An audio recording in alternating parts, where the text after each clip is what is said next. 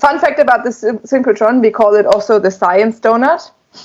Imagery of, you have the chemist with the two beakers and he puts them together and then there's like a bang and the smoke cloud. There's usually not a bang in the smoke cloud, but...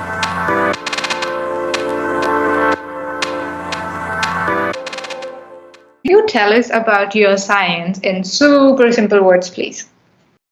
Yeah, so my science is literally all about nanotechnology because nanotechnology is everywhere. So from smartphones to COVID, rat tests, literally everything you touch in your life has some sort of nanotechnology in it. And it's really, really essential to understand the chemistry and the physics of nanomaterials that are in these products. And they are the reason why they work so well in whatever field they are. However, if you produce these nanomaterials, the reactions are often super, super fast. So it's a bit like this imagery of, you have the chemist with the two beakers and he puts them together and then there's like a bang and the smoke cloud. There's usually not a bang in the smoke cloud, but, for the imagery there is. And then something happens and we don't really know what. So usually when we're talking about kinetics, so that's what it is, the kinetics of a reaction, you have to take aliquots out of the sample, so little portions of it, and look at them under the microscope or in a whatever spectrometer. But that can be really tedious, and if you don't have much of the sample, it's even worse.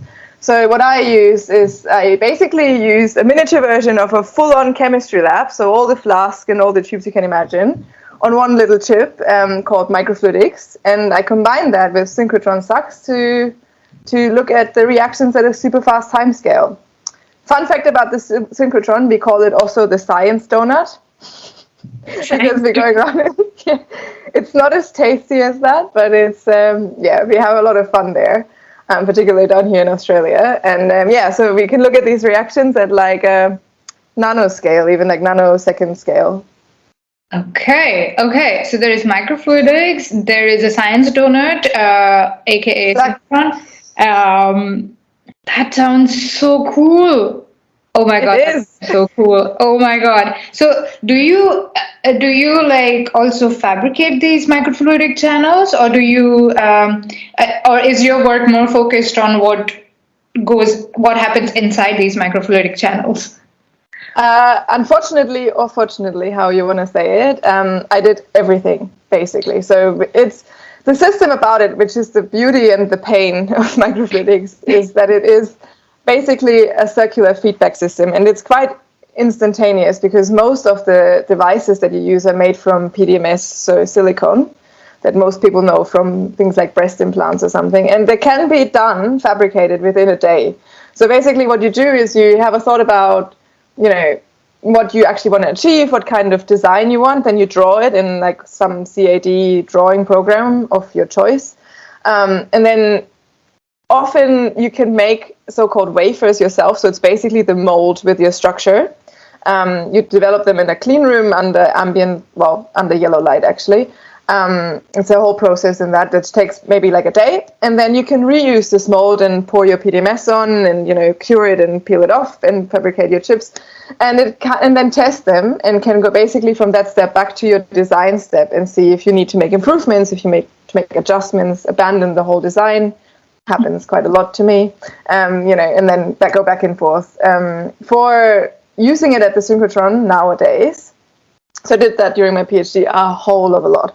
And then nowadays, because polymers in general, PDMS particularly, is really bad in combination with X-rays. I was about to ask that. Yeah, like plastic in general. So I often, for initial testing, use so-called hybrid devices. So I insert a cut-off glass capillary, which is open on both ends. And so basically I get the best of both worlds, right? I get the easy design in PDMS, and then I cut it off just after the liquids mix somewhere, and then insert a glass capillary and measure through that, which gives me really low background. And then I also have an ongoing collaboration with the ANFF in South Australia, which is like a national lab here. And we do, they produce glass microfluidic devices for me. And then a few of my collaborators do microfluidics, and they produce their own devices of various materials. So we have like some really crazy ones, we have some really easy ones, although microfluidic is really never easy, but all the fun things. That is so fascinating. Oh my God, I have so many questions for you, but I'm going to save those for the long podcast. Thank you for listening. To know more about us, do visit our website, thesciencetalk.com, and do consider giving us a review or a rating or follow, depending on wherever you're consuming this content. Thank you very much.